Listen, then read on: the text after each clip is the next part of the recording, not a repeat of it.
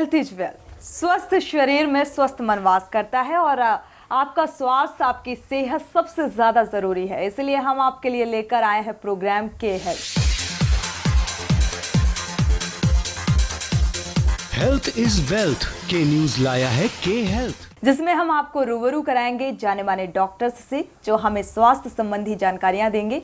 मैं सोनी आपका स्वागत करती हूं के हेल्थ में और आज हमारे साथ हैं ग्लोबस हॉस्पिटल के joint replacement and spine surgeon doctor R K. Singh.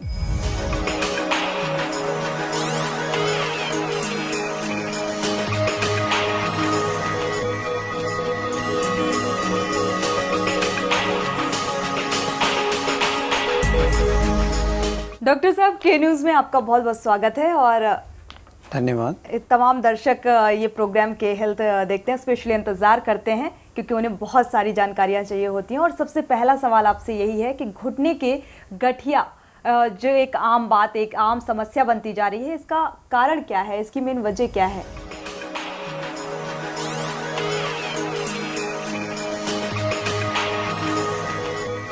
मुख्य रूप से आप देखें तो घुटने किसी के कंबाइंड फैमिली, जॉइंट फैमिली है और 4-5 मेंबर्स हैं, पेरेंट्स हैं, तो किसी न किसी को घुटने में थोड़ी बहुत तकलीफ मिल जाएगी।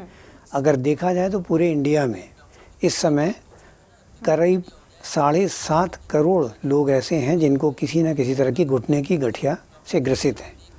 ये भी डाटा पाया गया है कि लगभग 1.5 करोड़ लोग एक ऑपरेशन जैसे इलाज की आवश्यकता है 1.5 करोड़ लोगों को।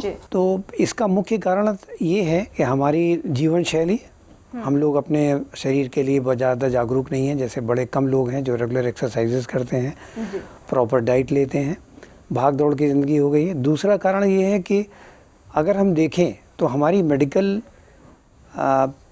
सर्विसेज काफ़ी इम्प्रूव हो गई हैं और इसकी वजह से आम आदमी की लाइफ एक्सपेक्टेंसी यानी पूरा जीवन काल का एवरेज जो दे जोड़ा जाए तो जैसे इस समय लेडीज़ का 76% के आसपास है और जेंट्स का करीब 73% के आसपास है। 73 ईयर्स औसत आयु जिसको आप कहते हैं। तो इसका मतलब ये हुआ कि जीरियाट्रिक पॉपुलेशन, करोड़ या अधिक उम्र के लोगों की जनसंख्या बढ़ती जा रही है।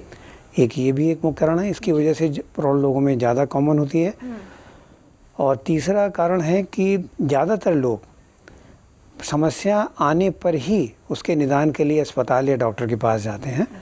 यहाँ पर अमूमन देखा गया ऐसे बहुत गिने चुने लोग हैं जो अपने रेगुलर बेसिस अपने हेल्थ चेकअप कराते हैं और शरीर में कोई कमी है तो उसका टाइम रहते इलाज करते हैं या उसके प्रिवेंशन के लिए पहले से ही जागरूक रहते हैं।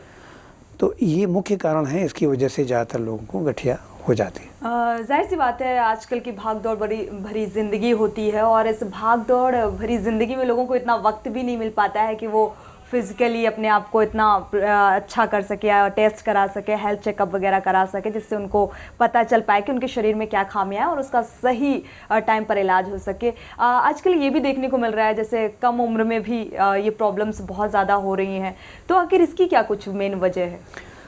कम उम्र के लोगों में गठिया की शुरुआत पाया जाना definitely it's a big concern, एक बड़ी अहम बात है। और इसका मुख्य कारण जो हम लोगों ने पाया है कि जैसे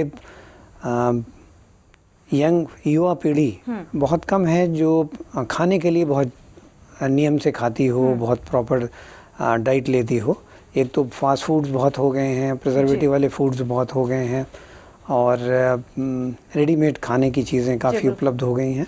तो इनमें बहुत सारे प्रिजर्वेटिव्स और हानिकारक तत्व होते हैं जो रेगुलर बेसिस पे खाने पे या ज़्यादा खाने पे हमारे शरीर को नुकसान पहुंचाते हैं। दूसरा कारण है कि जो हमारा लाइफ स्टाइल है, जैसे हम मोटर बाइक्स चलाते हैं या बहुत पंपी रोड्स पे चलते हैं, तो ये जितने झटके, वाइब्रेशंस, ये हमारे वेट बेयरिंग हिस्सों को नुकसान पहुँचाते हैं। तीसरा कारण है कि अगर हमारे शरीर में कोई भी विकार जैसे ऑस्टियोपोरोसिस शुरू होती है या कैल्शियम की कमी बोन्स में शुरू होती है या इस तरह की कोई भी चीज़ें हैं, तो ये आर्थराइटिस जैसी बीमारियां जल्दी शुरू हो जाती हैं।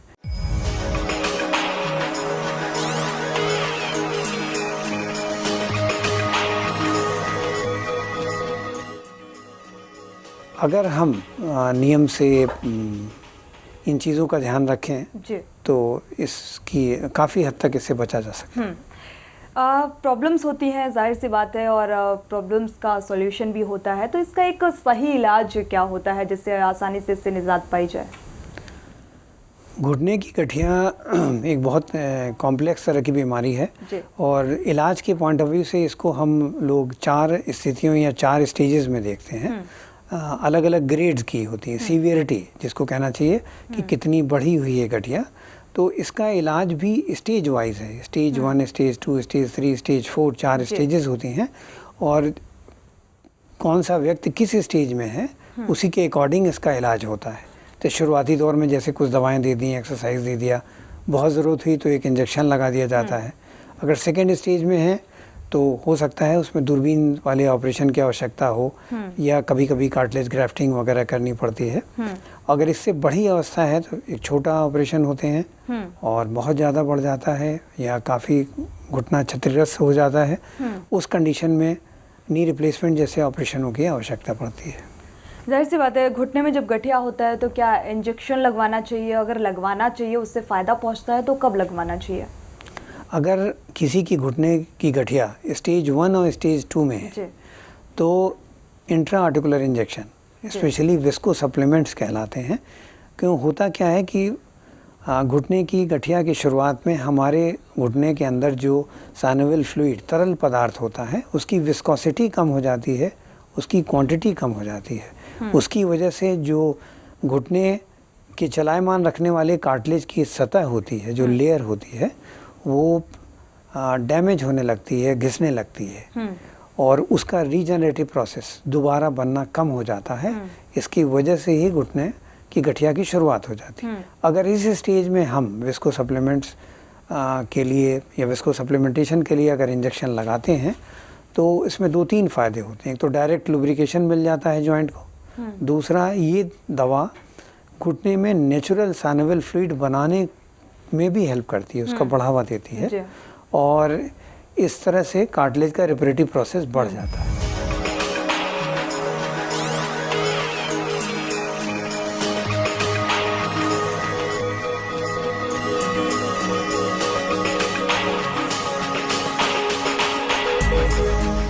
साथ ही एक अहम सवाल और होता है यहाँ पर, जैसे स्टेम सेल थेरेपी और कार्टिलेज ग्राफ्टिंग कब करानी चाहिए, कब की जाती है और इसका क्या कुछ असर देखने को मिलता है?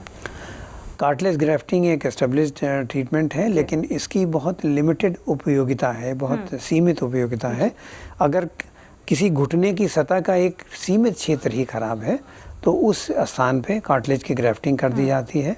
उसमें ऑटोलॉगस ग्राफ्टिंग भी करते हैं, बाहर से दूसरे हिस्से या हेट्रोजेनस दूसरे सोर्स से ग्राफ्ट लेकर के भी लगाया जाता है। कल्चर्ड कार्टिलेज के ग्राफ्ट भी लगाए जाते हैं और अगर पेशेंट राजी है तो आजकल स्टेम सेल ग्राफ्टिंग भी की जाती है। साथ ही डॉक्टर साहब एक सवाल और आता है और दर्शक भी जानना चाहेंगे और साथ ही हम भी जानना चाहेंगे कि हाई टिबियल ऑस्टियोटॉमी क्या होती है?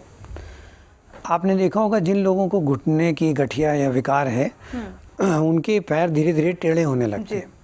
तो अगर ये टेढ़ापन एक सीमा तक है, मान लीजिए 7 डिग्रीज है, 8 डिग्रीज है और घुटने की कार्टिलेज की सतह पूरी तरह क्षतिग्रस्त नहीं हुई है, उसका थोड़ा हिस्सा बचा हुआ है, तो उस स्टेज में हाई टिबियल ऑस्टियोटॉमी यानी हम लोग हड्डी को ऑस्टियोटॉमी काट करके उसका एंगल सीधा कर देते हैं। तो जिस हिस्से सपोज पैर अंदर को टेढ़े हैं तो अंदर के भीतरी भाग, घुटने के भीतरी भाग पर जोर ज़्यादा पड़ता है, वज़न ज़्यादा पड़ता है और क्षतिग्रस्त तेज़ी से होता है।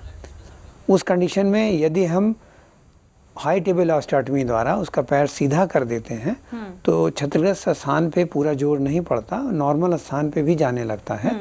इससे घुटना क्षतिग्रस्त होने से बच जाता है। लेकिन इसे यहाँ ये समझ लेना आवश्यक है यदि घुटने की गठिया की शुरुआत हुई गई है और हाई टिबियल ऑस्टियोटॉमी जैसे ऑपरेशन किए जाते हैं तो ज़्यादातर केसेस में इनकी उपयोगिता 3 साल, 5 साल, 7 साल, क्योंकि समय रहते घुटने के बाकी भाग या दूसरे भाग को भी क्षतिग्रस्त हो जाने की संभावना होती है।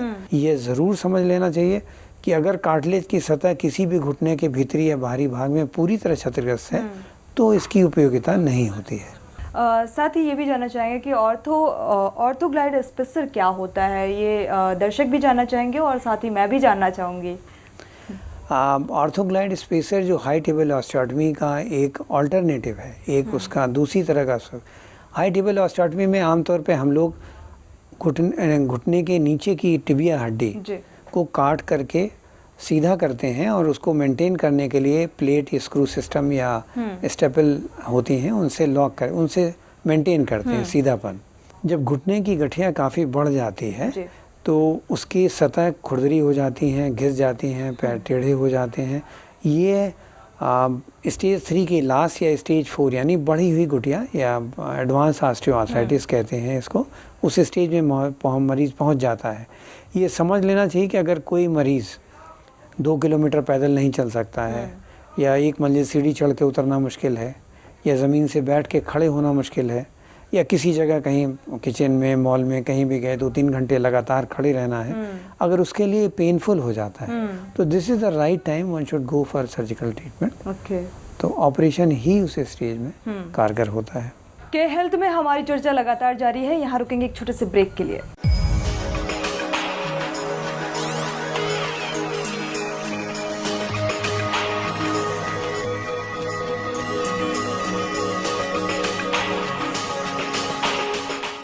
Globus Hospital, a unique place for joint replacement, zero muscle cutting, error instrumentation, friction implant, loss of movement, error knee balancing, hip replacement, knee replacement and spine surgery. We have an experienced team of doctors with modern techniques. Globus Arthritis and Spine Center, Kakadev, Kanpur.